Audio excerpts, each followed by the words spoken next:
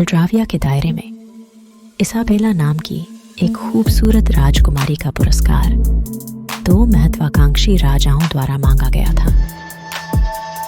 राजा Eldric, जो अपनी क्रूरता और सत्ता की अतृप्त प्यास के लिए जाना जाता है, जिसने दयालुता और निष्पक्षता से शासन करने वाले दयालु राजा सेड्रिक के खिलाफ युद्ध की घोषणा की।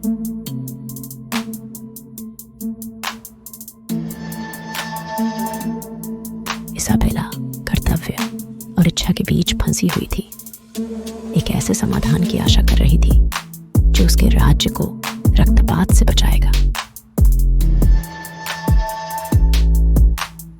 जैसे ही घाटियों में सेनाओं के टकराव की गूंज सुनाई दी, राजा सेड्रिक की सेनाएं अपने राजा के उदार शासन की रक्षा करने की इच्छा से प्रेरित होकर बहादुरी से लड़ी।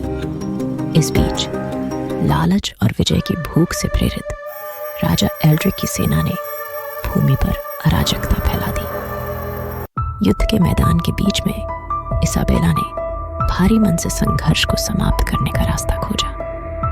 वह तर्क और शांति की गुहार लगाते हुए युद्धरत राजाओं के पास पहुंची। राजा सेड्रिक अपनी आंखों में सहानुभूति के साथ युद्ध में अपने लोगों पर पड़ने वाले नुकसान को पहचानते हुए युद्ध विराम के लिए सहमत हुए।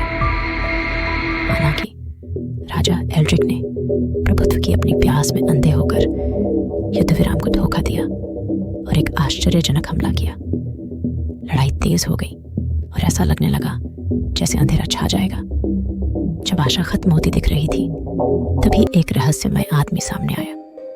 सेराफिम नामक एक कुशल रणनीतिकार, जो दयालु राजा का सहयोगी माना जाता था, युद्ध के मैदान में प्रकट हुआ। चतुर रणनीति और बेजोड़ कौशल के साथ सेराफिम ने युद्ध का रुख राजा सेड्रिक के पक्ष में कर दिया। जैसे ही धूल जम गई, राजा सेड्रिक ने अपने प्रतिद्वंद्वी की ओर हाथ बढ़ाया, दया और मुक्ति का मौका दिया। राजा एल्ड्रिक पराजित और विनम्र अनिच्छा से स्वीकार कर लिया।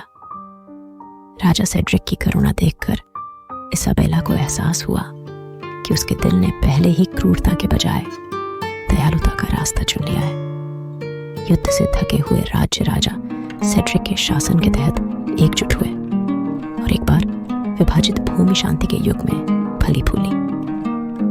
इसाबेला उस परोपकार के लिए आभारी थी जो राजा सेड्रिक के पक्ष में खड़ी थी, और दोनों राजाओं के बीच युद्ध की कहानी एक सतर्क कहानी बन गई, जिसने पीढ़ियों को याद दिलाया कि अंधेरे के सामने भी दयालुता की जीत हो सकती है।